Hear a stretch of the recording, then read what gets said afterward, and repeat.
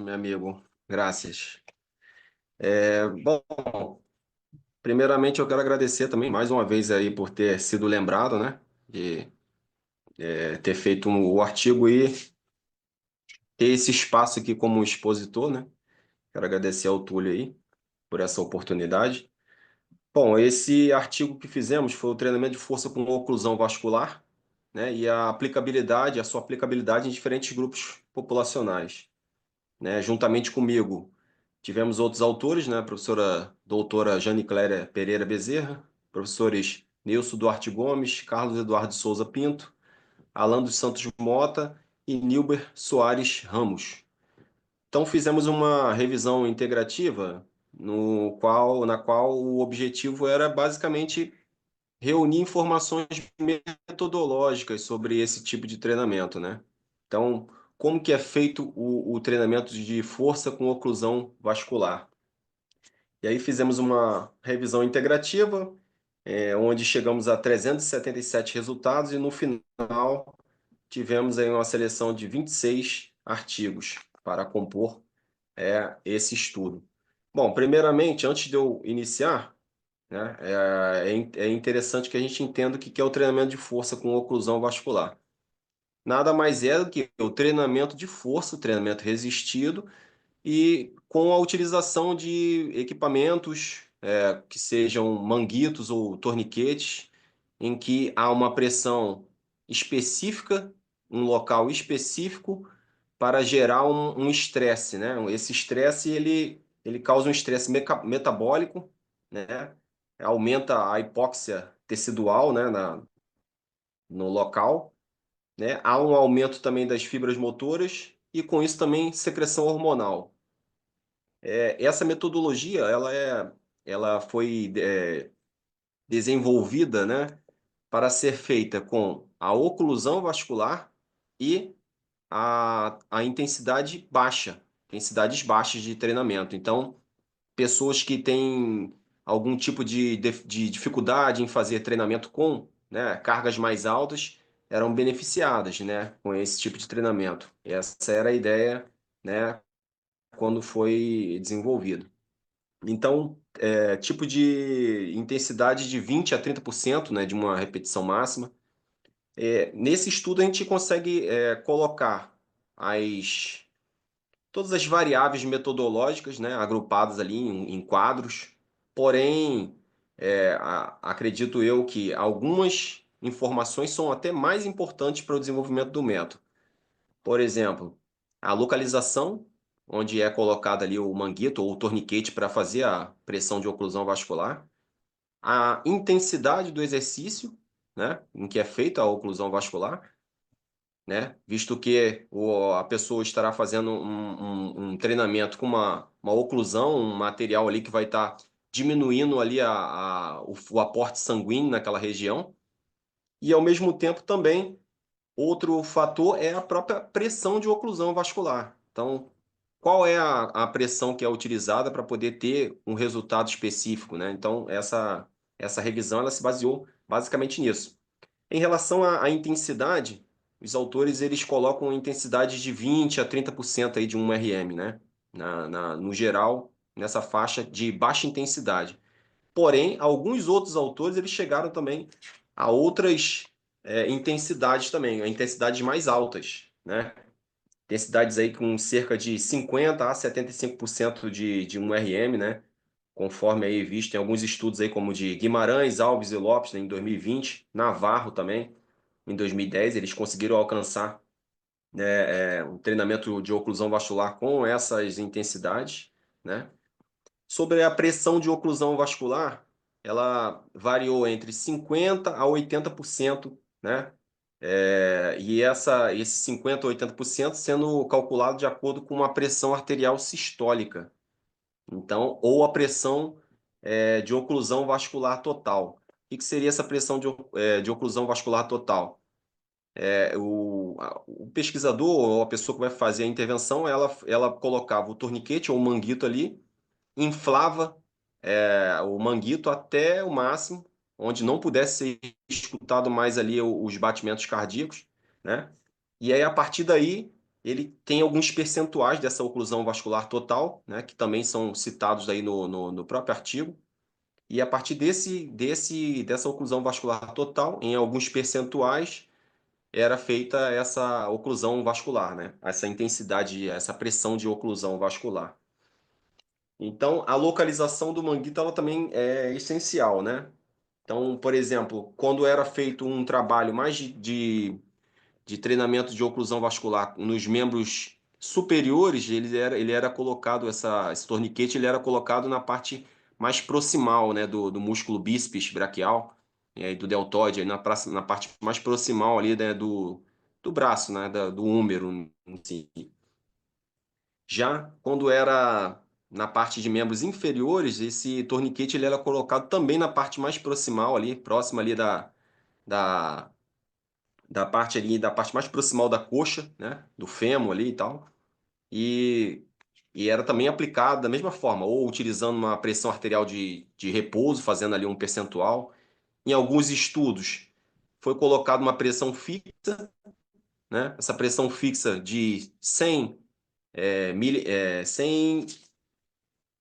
100 milímetros, né, de mercúrio, né?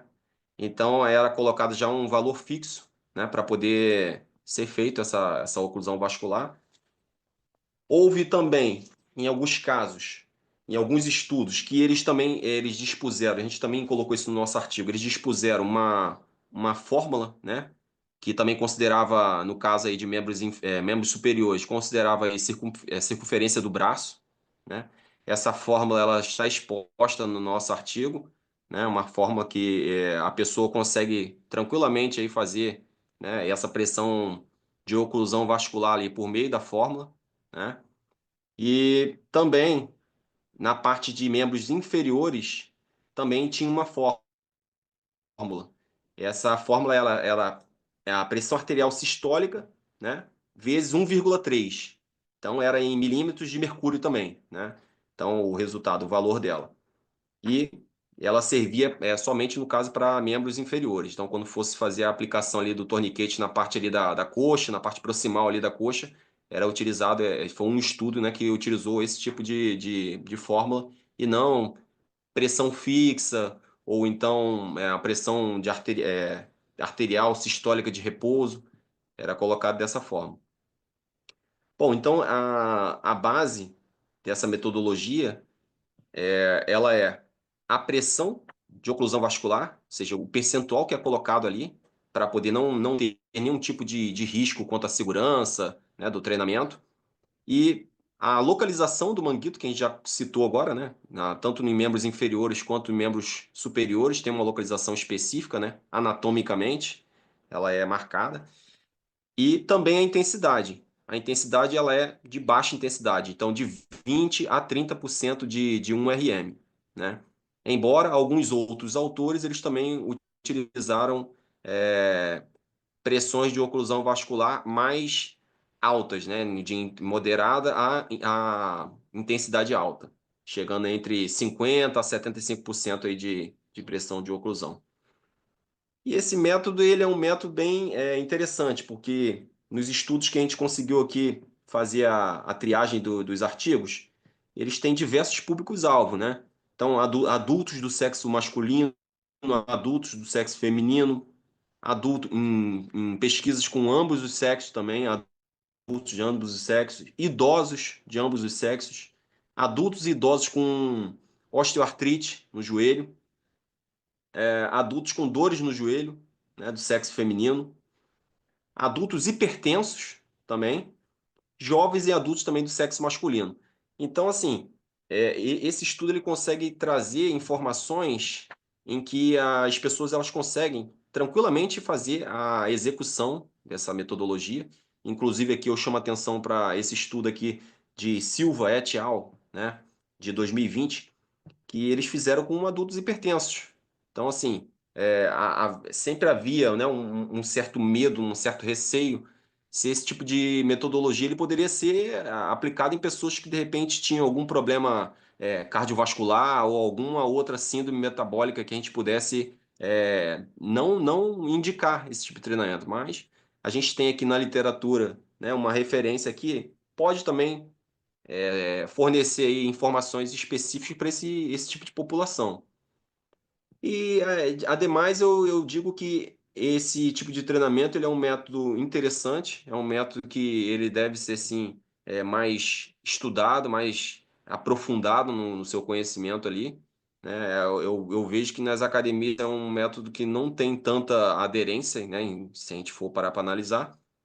E aqui, né, no nosso estudo, a gente consegue, de uma forma bem sutil, colocar o máximo de informações, seja da questão metodológica ali em relação à pressão de oclusão, a intensidade do treinamento, a localização dos manguitos ou dos torniquetes, como também outras variáveis que são bem inerentes ao treinamento de força tradicional, que é a frequência semanal, a intensidade do exercício, o volume do treinamento, a cadência do movimento.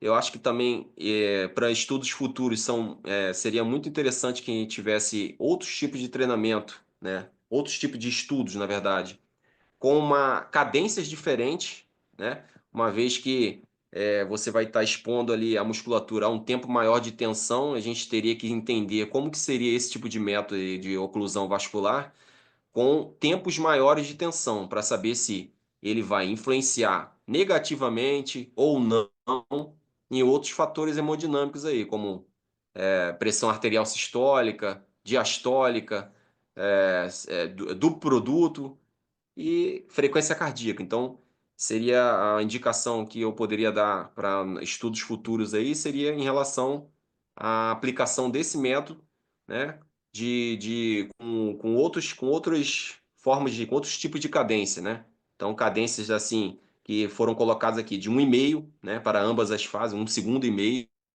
né, tanto na fase concêntrica quanto na excêntrica. Em alguns estudos aqui também é interessante a gente entender também. E também segue também uma orientação futura aí para serem realizados estudos também com esse tipo de método, que é o treinamento de força com oclusão vascular, é, com diversos tipos de tempo de descanso, né?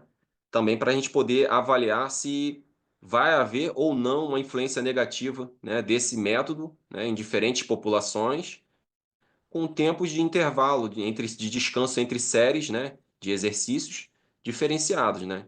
Eu já vi aqui que em alguns estudos aqui foram colocados aí 30 segundos de descanso entre séries, 60 segundos, que foi basicamente essa média. E outros aqui também até menos, né? Com 20 segundos de descanso. Então, é um tempo bem curto de descanso para que a gente possa entender como que se comportaria, né, os fatores hemodinâmicos mediante a um tipo de treinamento dessa forma.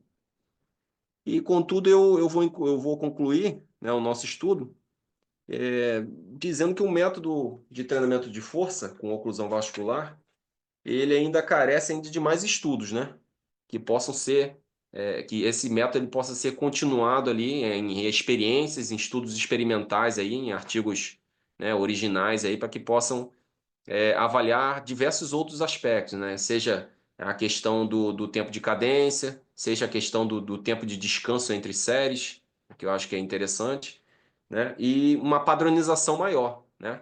Uma padronização maior, pois a gente consegue ver que, por meio dessa revisão, o estudo ainda não há uma padronização na questão aí de pressão de oclusão vascular, ou seja, há muitos estudos, cada um trazendo ali um tipo de pressão de oclusão, uma intensidade, ou seja, o que antes era visto como um treinamento que se beneficiaria, né, de uma intensidade mais baixa, hoje já tem outros estudos que falam que também pode ser realizado com intensidades moderadas a altas. Então, assim, se torna até um pouco inconclusivo nesse sentido. Então, seria essa a orientação, né, de conclusão e, sobretudo, também, né, a aplicação em populações especiais, a gente conseguiu ver aí que é possível, né, uma vez que a literatura ela tem estudos desse método com pessoas que são hipertensos.